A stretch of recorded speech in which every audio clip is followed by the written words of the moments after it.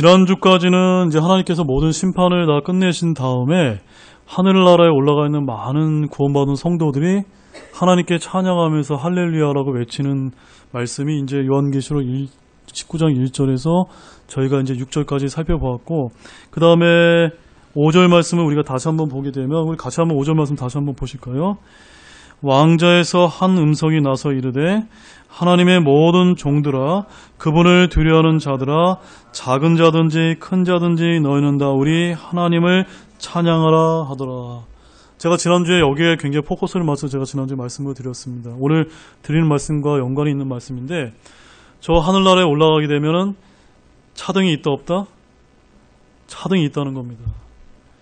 구원받는 것은, 구원받았기 때문에 지옥에 가지 않는 것은 다 동일한데, 또 구원받아서 저 셋째 하늘에 올라갔을 때 우리 구원받은 성도들을 향하신 그 예비된 처소, 맨션이 있는 것은 다 동일한데, 어떤 사람은 큰 집 주고 어떤 사람은 작은 집을 주고, 그거는 아닌 것 같아요. 성경에 그런 말씀은 없지만, 중요한 것은 성경에는 여러분들이 이 땅에서 어떻게 믿었는지에 따라서 어떤 사람은 큰 자로 만들어주고 어떤 사람은 작은 자로 만들어주겠다라고 해서, 결코 하늘나라는 단순하게 얘기해서 평등한 사회는 아닙니다. 그렇다고 뭐 거기에서 이렇게 차등이 있다고 우리처럼 지금 어떤 사람은 뭐 많이 갖고 있는 사람은 그 사람이 부럽고 뭐 그런 거는 아니에요. 왜냐하면 천국에 가게 되면 슬픔도 없고 사망도 없고 우리의 죄가 없기 때문에 뭐 무엇에 대해서 우리가 뭐 부러워하거나 시기하거나 그런 것은 아니지만, 어쨌든 하나님이 우리에게 약속하신 것은 틀림없이 하늘나라에 갔을 때 여러분에게 어떤 사람에게 큰 보상을 주시고 어떤 사람에게는 작은 보상을 주시고, 어떤 사람은 구원은 받았지만 보상이 하나도 없는 그런 부끄러운 구원을 받을 수 있다라는 것이 이제 성경의 가르침입니다. 특별히 이제 오늘 이제 7절 말씀에 보게 되면은 거기 그런 말씀이 있습니다. 어린 양의 혼인잔치가 이르렀고라고 하는 것이 이제 오늘 제가 여러분에게 전해드릴 말씀의 제목인데, 이 어린 양의 혼인잔치라는 게 영어 단어를 보시면 뭐라고 되어 있냐면 For the marriage of the lamb is come이라고 되어 있습니다. 그러니까 혼인잔치라고 우리가 부르기보다는 어떻게 번역하는 게 더 정확할까요? 결혼식. 그러니까 어린 양의 결혼식이나 혼인식이 이르렀다. 그리고 그분의 아내, 신부가 자신을 예비했다. 그러니까 그 결혼식이 준비되기 위해서는 무엇이 준비가 돼야 됩니까? 신부가 신부 단장을 해야 돼요. 이해 가시죠, 여러분? 그런데 그 단장이 뭐냐는 겁니다. 단장.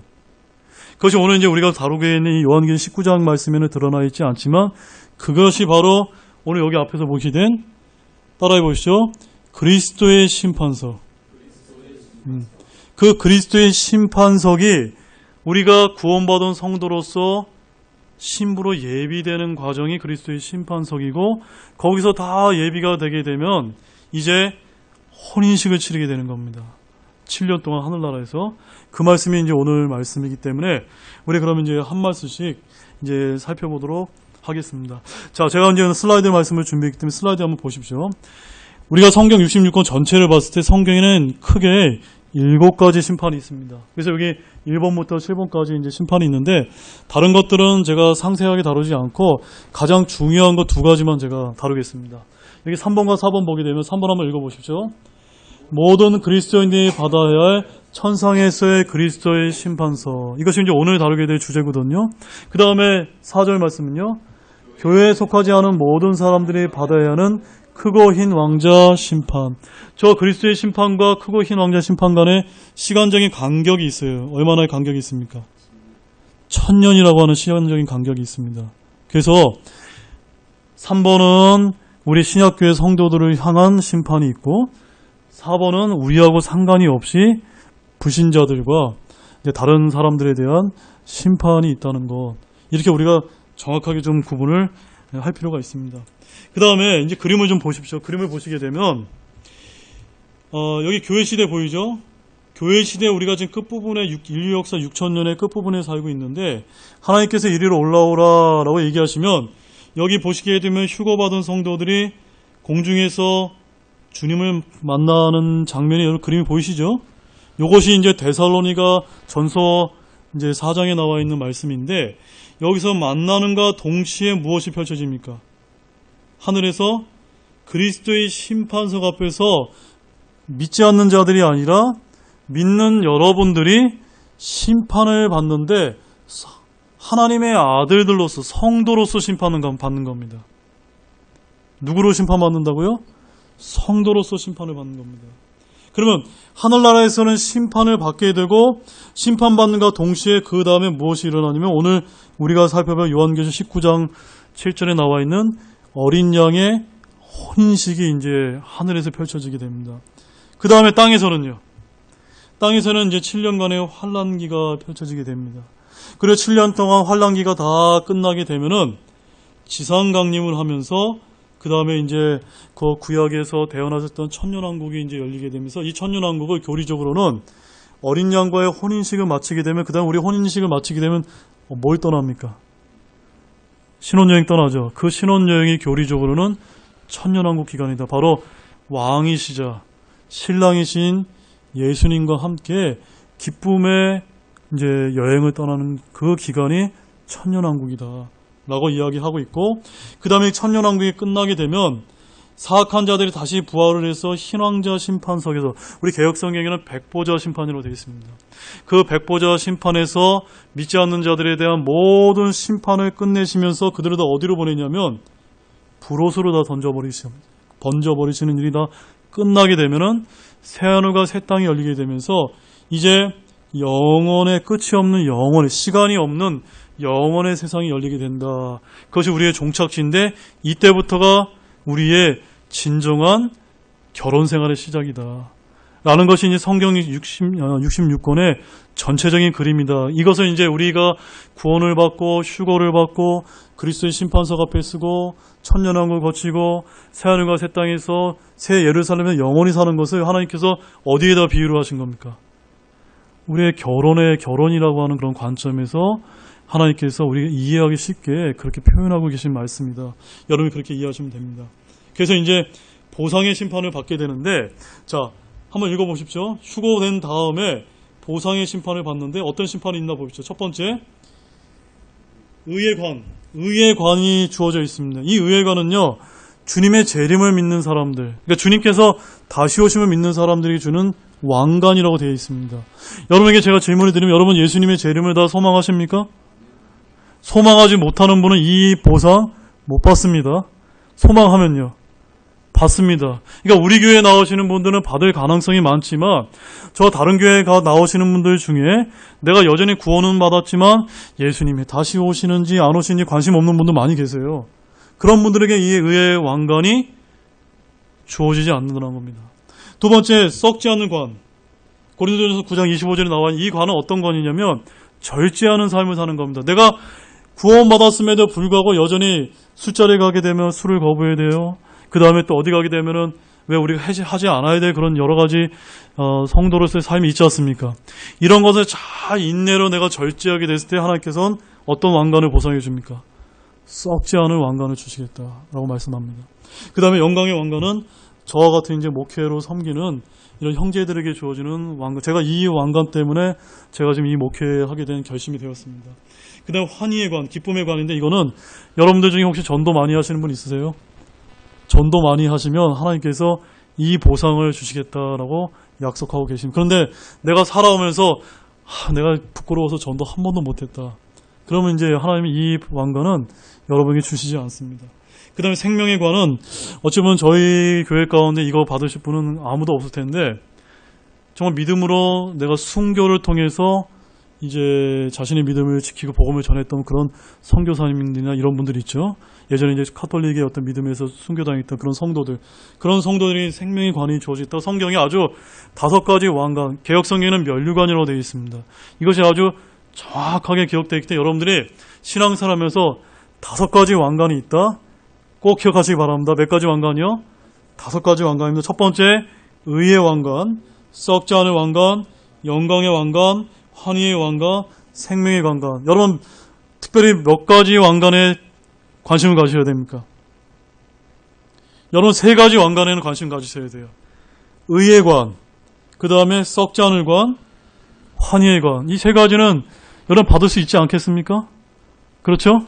그래서 이것을 제가 달리 설명을 하게 되면은 저 하늘나라에 가게 되면 하나님께서 여러분에게 왕관을 여러 가지 종류로 주실 수 있다는 겁니다. 근데 어떤 분들은요, 왕관이 없어요. 던질 왕관이 없습니다. 그런 일을 성경이 말씀하고 있습니다.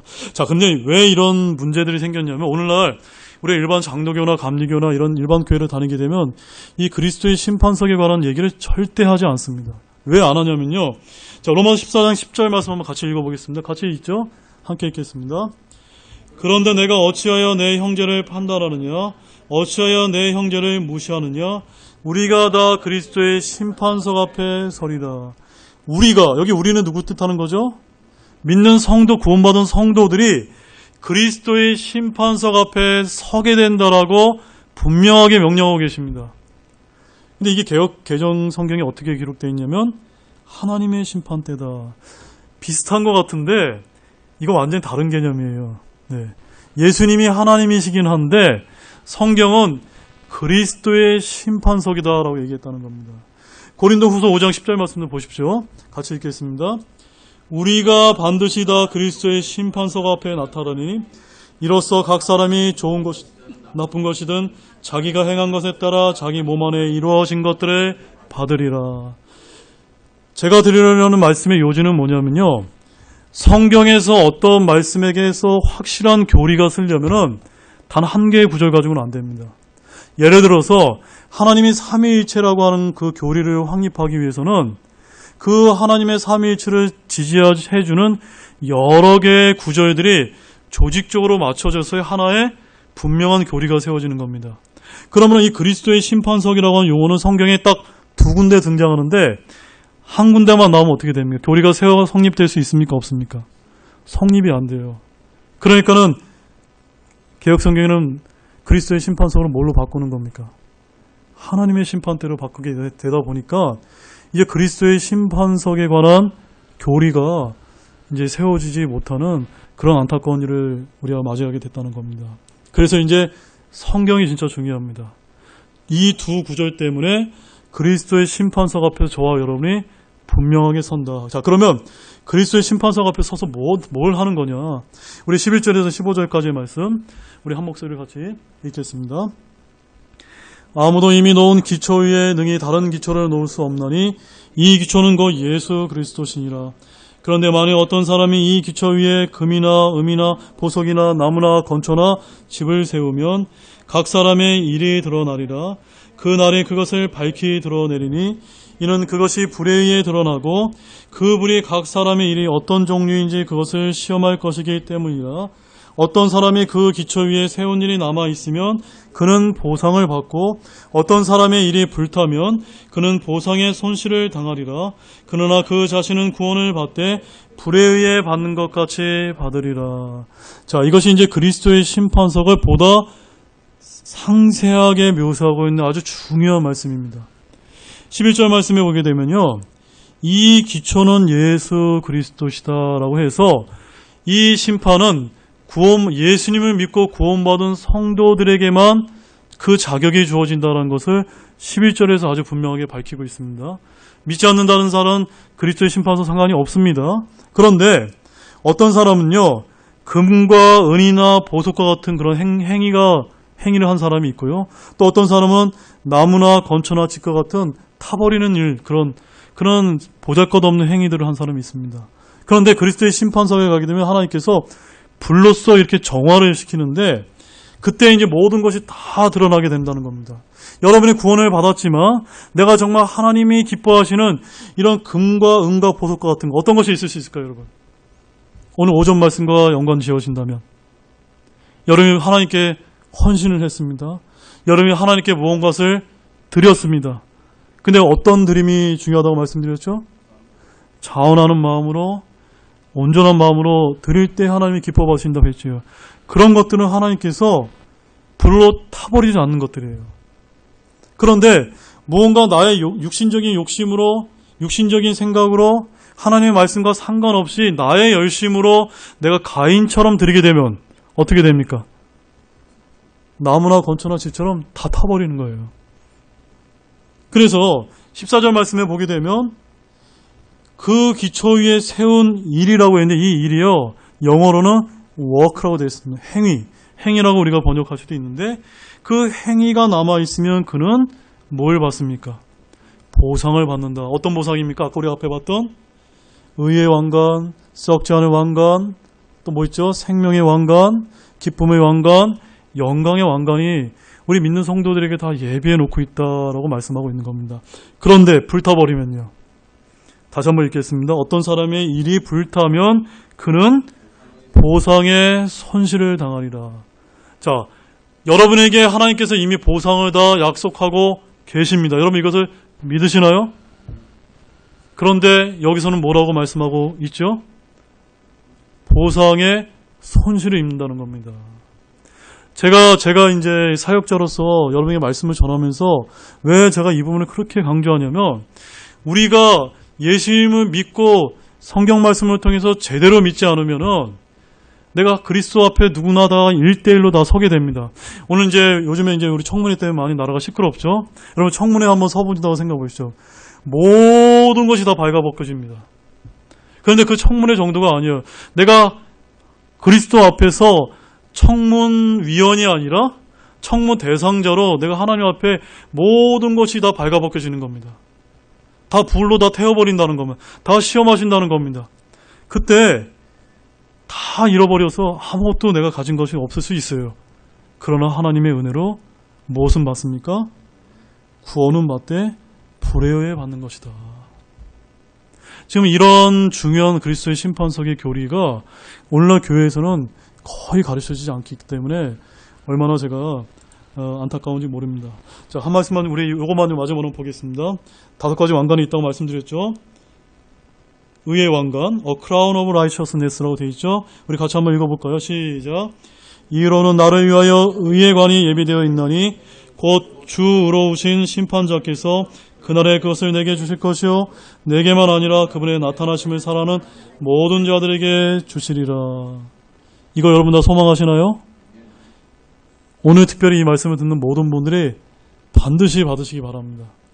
이것은 약속되어 있는 것입니다. 이것에 대한 보상을 손실받지 마시기 바랍니다.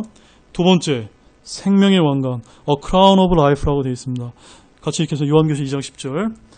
내가 장차당할 그것들 중에 어떤 것도 두려워하지 말라. 보라, 마귀가 너희 중에서 몇 사람을 감옥에 던져넣어 너희를 시험하리니 너희가 열흘 동안 환난을 당하리라. 너는 죽기까지 신실하라. 그리하면 내가 생명의 관을 내게 주리라. 이거는 순교자들에게 주시는 왕관입니다. 어쩌면 저희하고는 상관이 없지만 특별히 요한계시록 2장에 관한 말씀은 저 환난 시대에 들어갔을 때 우리 환난 성도들이 정말 짐승의 표를 거부하고 죽기까지 정말 순종해야 돼요. 그런 자들에게 하나님께서 특별히 또한 이런 생명의 왕관도 또 약속해 주고 계시다는 사실입니다. 자, 썩지 않을 왕관, Incorruptible Crown이라고 되어 있습니다. 같이 읽겠습니다. 이기려고 애쓰는 자마다 모든 일에서 저있지 않으니 이제 그들은 썩을 관을 얻고자 그 일을 하되 우리는 썩지 않을 관을 얻고자 하느니라. 제가 이제 예전에 우리 세월호 사건 때 보면은 구원파에 계신 분들 보면은 정말 안타깝습니다. 왜 안타까우냐면 그 구원파에 속해 있는 교회는요, 구원만 가르쳐요. 처음 시작부터 1년 내내 구원만 가르쳐요. 근데 구원은 우리 신앙생활에 어디에 해당됩니까? 시작점이에요. 그러니까는 출발점에서 계속 제자리 뛰만 한다는 겁니다. 근데 여기에는 뭐라고 말씀하고 있죠? 이기려고 우리가 애써야 된다는, 열심히 달려야 된다는 겁니다.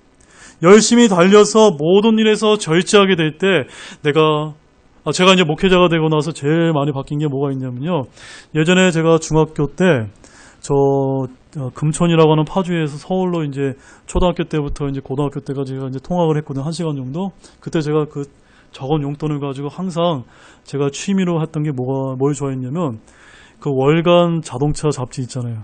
그 당시 굉장히 비쌌거든요. 제가 그거를 매일 사서 이렇게 막 집에서 열심히 모아뒀습니다. 그래서 그 당시 제 꿈이 뭐였냐면 야, 저런 멋진 자동차를 디자인을 해서 내가 이제 저런 자동차를 내가 갖겠다. 라고 하는 어떤 그 어렸을 때는 그런 자동차에 대한 욕심이 많아서 지금은 안 그렇지만 제가 옛날에는요, 자동차 보면 저건 누가 디자인했고, 저는 어떤 차고, 뭐, 용량이 얼마만큼 되고, 가격이 얼마만큼 되고, 저게 들은 엔진이 뭐가 얼마나 있고, 제가 그런 거 달달달달 외우고 다녔어요. 지금은요. 잘 모르겠어요. 네. 왜냐하면 저는 지금 이런 데 관심이 없습니다. 차에 대한 관심이 없어요. 왜냐하면 저는 그런 모든 일에서 하나님의 말씀이 더 중요하다는 것을 알기 때문에 그런 것이 하나도 저에게 중요하지 않기 때문에 그런 것을 우리가 절제하게 될 때 우리에게 썩지 않을 관을 약속하고 계시다라는 걸 저는 믿고 있는 것입니다. 네 번째는요. 기쁨의 왕관, The Crown of Rejoicing인데 제가 잘못, Rejoicing입니다. 데살로니가전서 2장 19절 말씀 같이 읽겠습니다. 우리의 소망이나 기쁨이나 환희관이 무엇이냐? 우리 주 예수 그리스도께서 오실 때 그분 앞에 있을 바로 너희가 아니느냐. 그래서 여러분이 그리스도의 심판석 앞에 가게 되면요. 여러분이 전도하신 분이 있잖아요. 그러면 그 전도하신 분을 보자마자 하나님께서 우리에게 뭘 주십니까? 기쁨의 왕관, 환희의 관을 우리에게 약속하고 계신. 그래서 구원받은 성도들이 많으면 여러분에게 정말 기쁨의 그런 보상들이 된다라는 것을 잊지 마시면서 특별히 우리 교회 모든 분들이 저희들이 부족하지만 이 네 번째 기쁨의 왕관, 환희의 왕관을 우리가 얻기 위해서 정말 열심히 달려가는 여러분들이 되시기 원합니다. 다섯 번째 왕관은 A Crown of Glory인데 혹시 이 자리에 여기 계신 우리 형제님들 가운데 저처럼 또 하나님의 말씀을 위해서 섬기기를 원하시는 그런 분들이 계시다면 마지막으로 한번 읽어보겠습니다. 베드로전서 5장 4절입니다. 그리하면 목자장께서 나타나실 때 너희가 사라지지 아니하는 영광의 관을 받으리라. 이게 제 표현이 어떨 때는 조금 저한테 좀 와닿지 않는데 영어 성경에는 크라운이라고 되어 있습니다. 그래서 영광의 관이라기보다 영광의 왕관을 받으리라. 저는 이것을 굉장히 제가 소망을 하고 있습니다. 자, 여기까지가 됐고요. 우리 본문 말씀 넘어가겠습니다. 시간이 많이 지체됐는데 요한계시록 9장 19장 7절 말씀 우리 한 구절 읽고 바로 시작하도록 하겠습니다. 같이 읽겠습니다. 우리가 즐거워하고 기뻐하며 그분께 존귀를 돌리치니 어린 양의 혼인잔치가 이르렀고 그분의 아내가 자신을 예비하였도다. 잠시 기도하고 제가 시작하겠습니다. 하나님 아버지 참 감사를 드립니다. 오늘 이제 요한계시록 19장 7절에서 10절에 있는 말씀을 통해서 저희들이 어린 양의 혼인잔치가 이르렀고 하는 귀한 말씀을 저희들이 살펴보고자 합니다. 이 말씀을 통해서 저희가 그 예수 그리스도의 신부로서 잘 예비가 된 그런 훌륭한 성도들의 삶을 잘 살 수 있도록 인도해 주시기 원합니다. 감사드리며 이 모든 말씀을 예수님의 이름으로 기도드렸습니다. 아멘. 자, 지금까지 말씀을 저희가 다시 잘 정리를 해보게 되면요. 하늘에서 이 그리스도의 심판석이 끝나게 되면은 그 다음에 이어지는 사건이 뭐라고 말씀을 드렸죠? 어린 양의 혼인잔치, 혼인식이 있게 될 것이다 라고 말씀하고 있는데 이 우리가 혼인식에 참여한다는 것은 모든 그리스도인에게 가장 영광스럽고 놀라운 장면이 아닐 수가 없을 것입니다. 그래서 예수 그리스도님은 우리의 신랑이십니다. 또한 교회인 저와 여러분들은 그분의 몸일 뿐만 아니라 신부라고 설명하고 있고 고린도후서 11장 2절 말씀에 보게 되면은 지금 현재 우리는 예수님과 함께 정혼한 처녀 상태다. 바로 약혼 관계이다라고 아주 분명하게 말씀을 하고 있습니다. 오늘 이 우리가 본문에서 읽었던 요한계시록 19장 7절 말씀에서는 비록 감춰져 있지만 이 어린 양의 혼인잔치가 열리기 위해서는 그 앞에 어떤 사건이 선행이 되어져야 됩니까?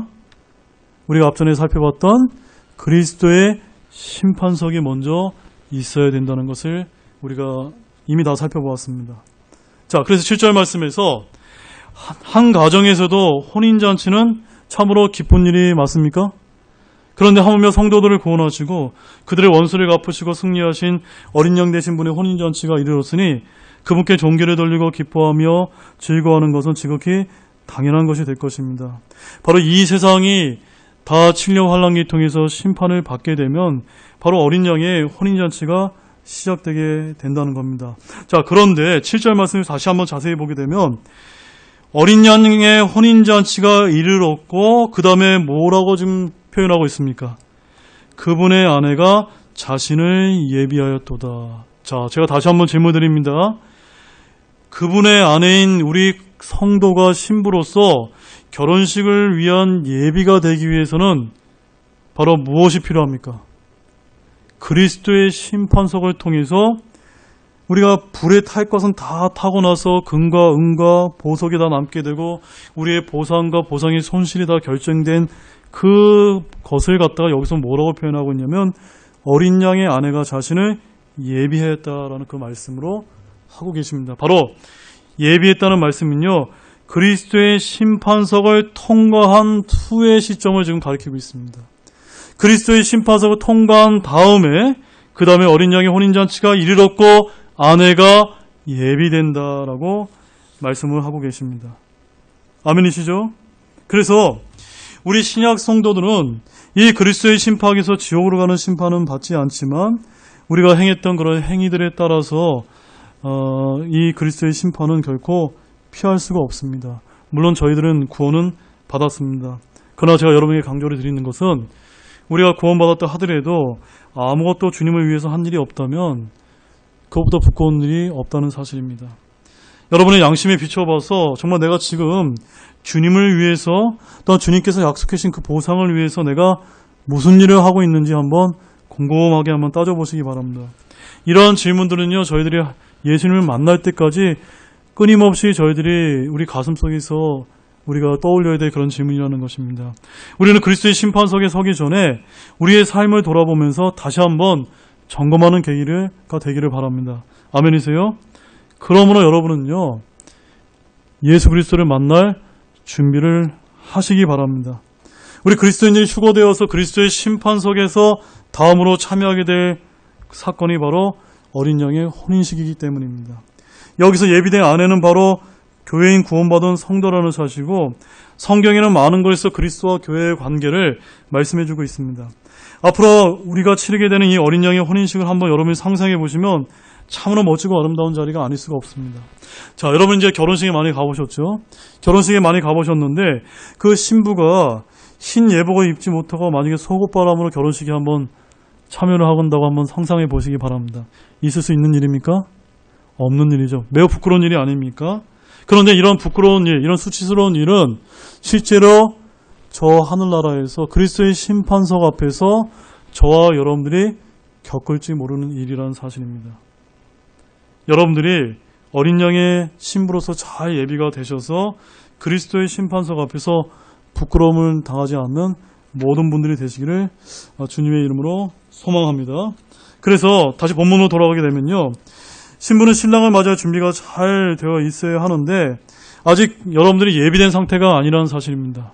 그러면 제가 질문을 드리겠습니다. 여러분, 언제 이런 예비가 끝나게 됩니까? 어떻게 여러분들이 어떻게 여러분이 예비가 됩니까? 교리적으로 우리가 먼저 예수님이 공중에 오시게 되면 휴거되어서 영광스러운 몸을 입고 하늘나라에 오래가서 그리스도의 심판석을 거쳐야만 우리가 예비된 처녀가 된다, 예비된 신부가 된다는 것입니다.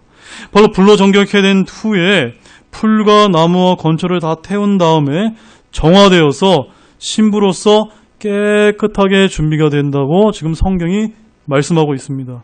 바로 거듭난 성도들에게는요, 그리스도의 심판석이 필요한 이유는 한번 따라해 보시겠습니다.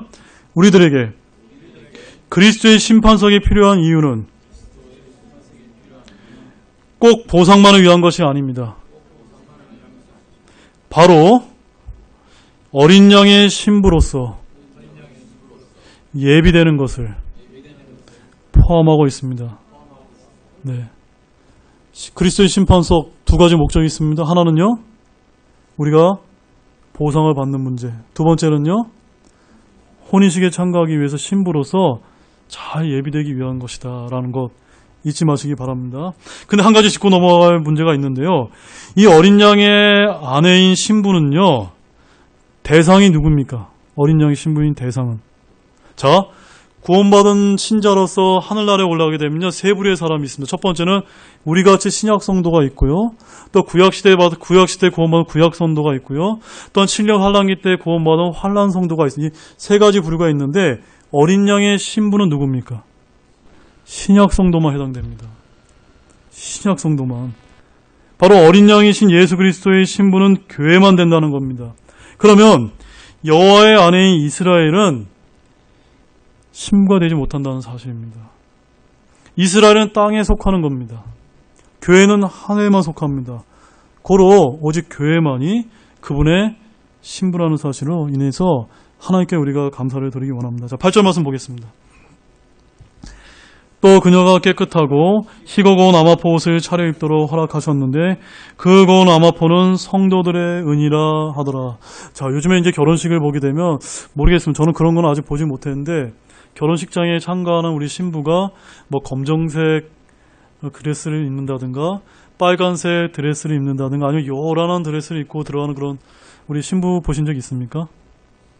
뭐 저는 아직까지 잘 못 봤는데 성경에 의하면 이 신부로 예비된 우리 신부는요 깨끗하고 희고 고운 아마포 옷으로 잘 예비되고 차려입도록 성경에 말씀하고 있기 때문에 오늘날 이런 말씀에 근거해서 오늘날 우리 결혼식장에서도 이 서양식 결혼식장에서 이런 흰색으로 이루어진 이런 아주 아름다운 그 신부 복장을 입는 것은 아닌가 저는 그렇게 좀 추측이 되어집니다. 아무튼 신랑이신 예수님은 그 옷이 매우 빛나며 눈처럼 흰 옷을 입고 계시지만 어린 양인 아닌 역시도 깨끗하고 희고 고운 아마포 옷을 차려입도록 이제 허락을 하셨습니다. 자, 그런데 여러분 예전에 요한계시록 17장 18장 말씀을 보게 되면 그 땅의 도시였던 큰 음녀라고 불렸던 그 바벨론은 어떤 옷을 입었습니까?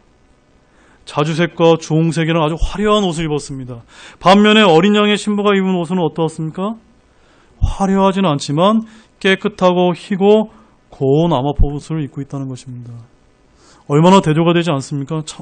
정말로 대조가 되지 않습니까? 그런데 이 옷은요, 고운 아마포는 성도들의 은이다라고 말씀하고 있습니다. 바로 여러분들은요, 의로 옷 입어야 된다는 말씀인데, 자, 여기서 가장 중요한 것은, 잘 보십시오. 의에는 두 가지 종류가 있습니다. 첫 번째는 하나님의 의가 있고, 성도들의 의가 있습니다. 뭐가 있다고요? 하나님의 의가 있고 성도들의 의가 있습니다. 하나님의 의는 무엇일까요? 바로 예수 그리스도가 하나님의 유일한 의이십니다. 우리가 그 하나님의 의를 믿었기 때문에 우리가 구원받게 되었다는 사실입니다. 이 하나님의 의는요, 우리의 힘으로 얻은 것이 맞습니까? 아님, 우리의 힘과 노력으로는 절대 얻을 수가 없습니다. 예수님께서 다 이미 해놓으신 것을 우리가 받아들임으로 인해서 우리가 그 하나님의 의를 입게 되었을 때 바로 구원의 선물이 우리에게 주어진다는 것입니다. 그런데 본문에서는 하나님의 의가 아니라 어떤 의라고 이렇게 말씀하고 있죠? 성도들의 의다라고 말씀하고 있습니다. 자, 여러분, 성도들의 의가 무엇일까요? 성도들의 의. 제가 하나님의 의는 말씀드렸습니다. 여러분 하나님의 의 다 잊고 계시죠? 성도들의 의는 무엇인가요? 그것은 따라해보세요. 성도들의 의란 믿음의 행위로 주어지는 의입니다. 네, 아멘이세요? 바로 하나님의 영광을 위해서 여러분들이 주님을 위해서 믿음으로 한 일이 바로 성도들의 의라고 이렇게 성경이 우리에게 밝혀주고 있는 것입니다. 그 성도들의 의가 하늘나라에 올라갔을 때 깨끗하고 희고 고운 아마포 옷으로서 차려입게 되는 중요한 요소가 된다라고 말씀을 하고 있습니다. 바로 내 안에서 일하시는 하나님의 뜻을 따라서 내가 행동으로 순종하는 것이 나의 선한 행실이 되게 되는데 그것만이 여러분들의 의가 된다라고 말씀을 하고 있습니다. 만약 이런 것들이 없게 되면 주님 앞에서 우리는 무엇을 잊게 될까요? 아까 우리가 고린도전서 3장에서 읽었던 것처럼 보상이 약속되어 있지만 하나도 보상을 받지 않고 보상의 손실을 받게 된다라고 말씀을 하고 있습니다. 따라서 저 하늘에서의 보상의 손실은요 결코 적지 않습니다. 고운 아마포는 성도들의 은이라고 했는데 저 하늘에서 각자 입은 옷을 통해서 어떤 사람은 해의 영광, 어떤 사람은 달의 영광, 어떤 사람은 별의 영광 같이 그 사람의 영광을 바로 알 수 있게끔 하나님께서 보상을 약속해 주고 계십니다. 자, 우리 9절 말씀 보겠습니다. 함께 읽을까요? 그가 내게 말하기를 기록하라. 어린 양의 혼인만찬에 부름받은 자들은 복이 있도다 하고 또 내게 이르되 이것들은 하나님의 참된 말씀들이라 하기에. 자, 제가 다시 한번 풀어드리겠습니다. 본문 7절에서는 혼인식이 이르렀다라고 말씀하고 있고 8절에서는요 깨끗하고 희고 고운 아마포 옷을 신부가 단장을 잘 했다라고 표현하고 있습니다. 그 다음에 9절에서는 무엇이 등장하고 있죠? 혼인 만찬이 등장하고 있습니다. 자, 제가 여러분에게 질문을 다시 한번 중요한 질문을 드리겠습니다. 혼인잔치, 혼인식과 혼인 만찬은 같은 겁니까? 다른 겁니까?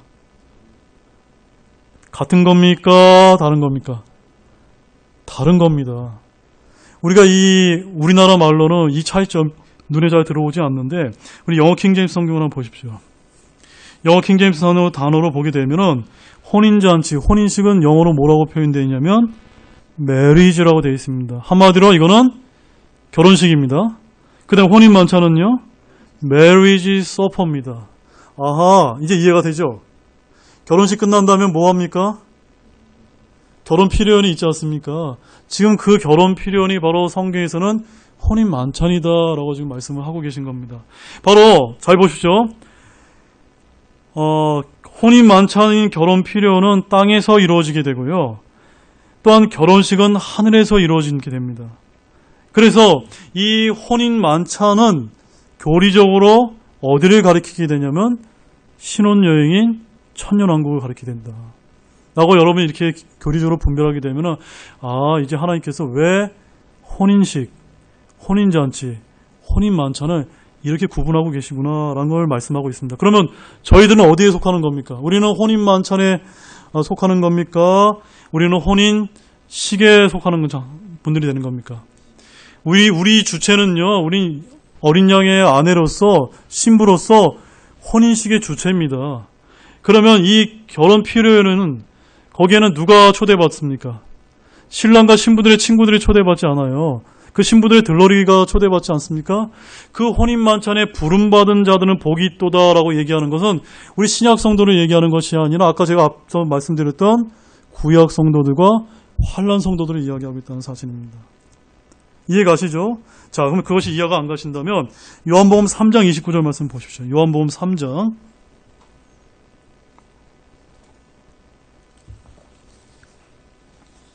요한복음 3장 29절 말씀입니다. 다 찾으셨습니까? 같이 이 말씀 주의 깊게 보시기 바랍니다. 같이 읽겠습니다. 신부를 얻는 자는 신랑이나 서서 그의 말을 듣는 신랑의 친구가 신랑의 음성으로 인하여 크게 기뻐하나니 그런즉 나의 기쁨이 성취되었노라. 자, 저를 잠깐 봐주십시오. 여기 아주 굉장히 의미심장한 표현이 나오는데 신랑의 친구라고 하는 표현이 등장합니다. 근데 여기서 신랑은 누구를 가리키고 있죠? 예수님을 가리킵니다. 왜냐하면 신부를 얻는 자는 신랑이다. 신부가 교회이고 신랑이 예수님인데 그 예수님인 신랑의 친구가 또 등장합니다. 그러니까 세 부류의 사람들이 등장하는 거예요. 이가 누굽니까? 이들이 바로 이스라엘로서 특별히 더 구약 성도를 가리키는 말씀입니다. 왜냐하면 예수님의 그 신약이자 교회 시대는 언제 열리기 시작합니까? 본질적으로 예수님께서 십자가에서 달려 돌아가시고 난 다음에부터 신약 시대가 열리기 때문에 이 침례 요한이 회개하라 하늘의 왕국이 가까우니라고 이 선포된 이 말씀은요, 엄밀하게 따져서 신약이 아니라 구약이기 때문입니다. 자, 그러면 이제 신랑의 친구들은 다 소개가 됐죠? 그럼 신부의 친구들은 누굴까요? 바로 환란 성도인데, 자, 마태복음 25장 가십시오. 마태복음 25장 1절 말씀과 2절 말씀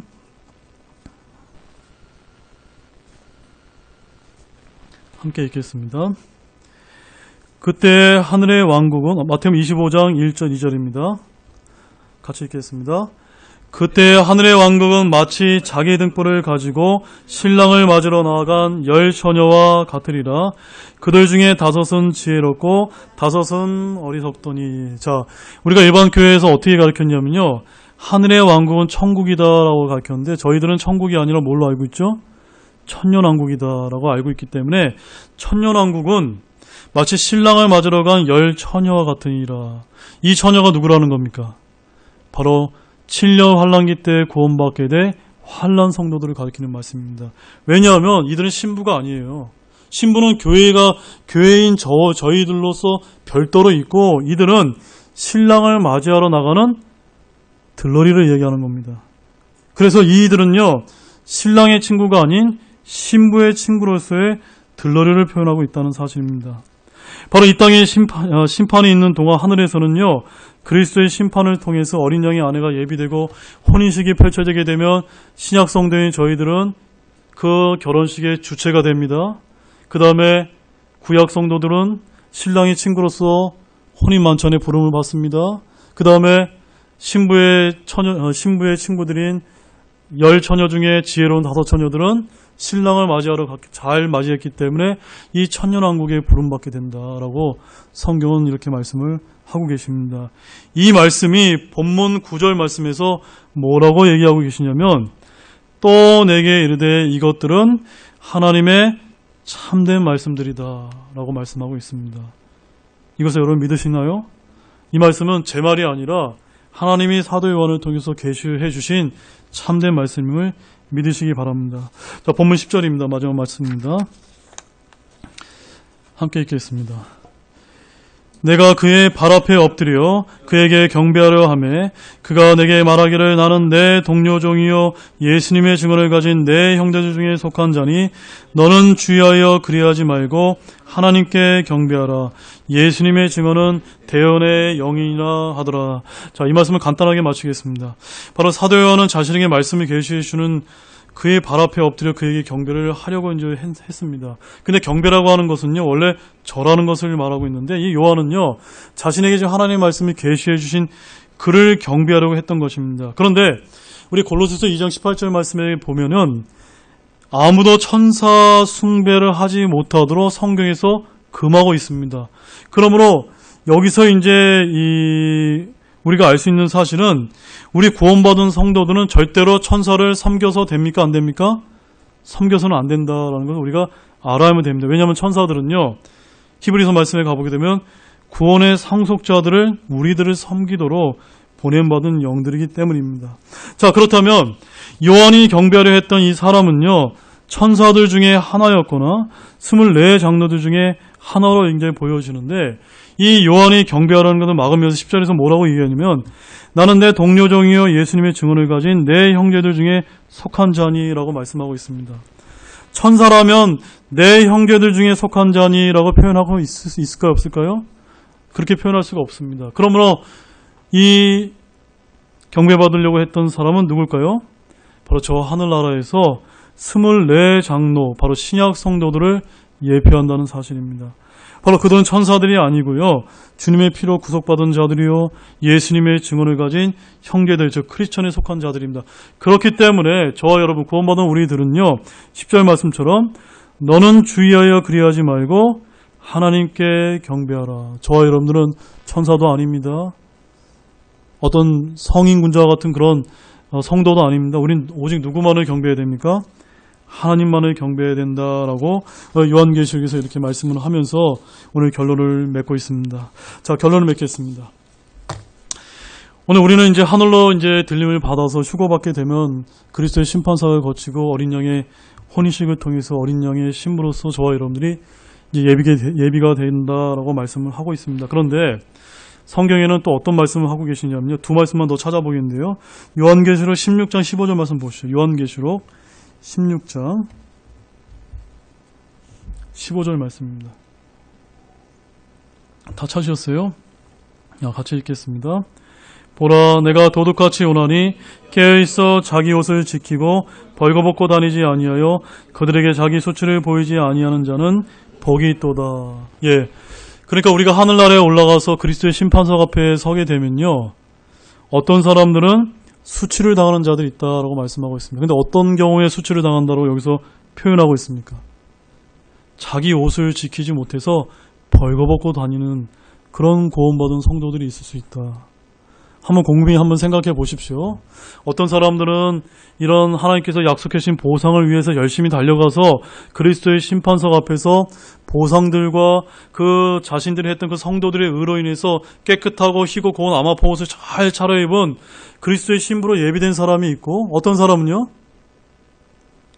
자기 옷을 지키지 못해서 벌거벗은 신부가 있을 수 있다. 그는 수치를 보이지 않는 자가 복이 있다라고 말씀하고 있습니다. 또한 요한일서 2장 28절 마지막 말씀으로 요한일서 2장 28절 말씀입니다. 요한일서 2장 28절 함께 읽겠습니다. 어린 자녀들아 이제 그분 안에 거하라. 이것은 그분께서 나타나실 때 우리가 확신을 가지게 하려 함이요 또 그분께서 오실 때 우리가 그분 앞에서 부끄러움을 당하지 아니하게 하려 함이라. 그분께서 다시 오시게 될 때 우리가 그분 앞에서 어떤 분들은 부끄러움을 당하는 분들이 있을 수 있고 어떤 분들은 부끄러움을 당하지 않는 분도 있을 수 있다는 것입니다. 자, 여러분에게 선택권이 있습니다. 저를 한번 봐주십시오. 여러분은 부끄러움을 당하시는 것을 선택하시겠습니까? 부끄러움을 안 당하시는 일을 선택하시겠습니까? 저와 여러분들이 구원받았을 뿐만이 아니라 주님 앞에서 모두가 다 부끄러움을 당하지 않는 예비된 아름다운 신부가 되시기를 주 예수 그리스도의 이름으로 축원드립니다. 기도하시겠습니다. 하나님 아버지 정말로 감사를 드립니다. 오늘 하나님께서 이런 귀한 말씀을 저희들에게 주셔서 너무나 감사를 드립니다. 오늘 이런 그리스도의 심판석과 어린 양의 혼인식과 또한 그 어린 양의 혼인식에서 어린 양의 신부로서 잘 예비가 된 다음에 또한 혼인 만찬이 우리 구약 성도들과 또 환란 성도들이 초대받아서 정말 주님과 함께 아름다운 허니문인 천년왕국에 저희들이 들어가게 된다는 귀한 말씀들을 저희들이 살펴보았습니다. 이러한 분명한 말씀이 저희들에게 주어져 있는데 여전히 저희들이 이런 주님께서 약속하신 보상들과 상급을 향해서 저희들이 달려가지 못하고 혹시 제자리에 머물면서 우리에게 약속하신 이 성들의 의, 바로 우리의 이 옷을 잘 지키지 못할 자가 혹시 이 자리에 있다면 다시 한번 우리의 마음을 다시 한번 고쳐 먹고 우리가 하나님을 향해서 자원하는 마음으로 완전한 마음으로 온전히 잘 섬길 수 있는 모든 분들이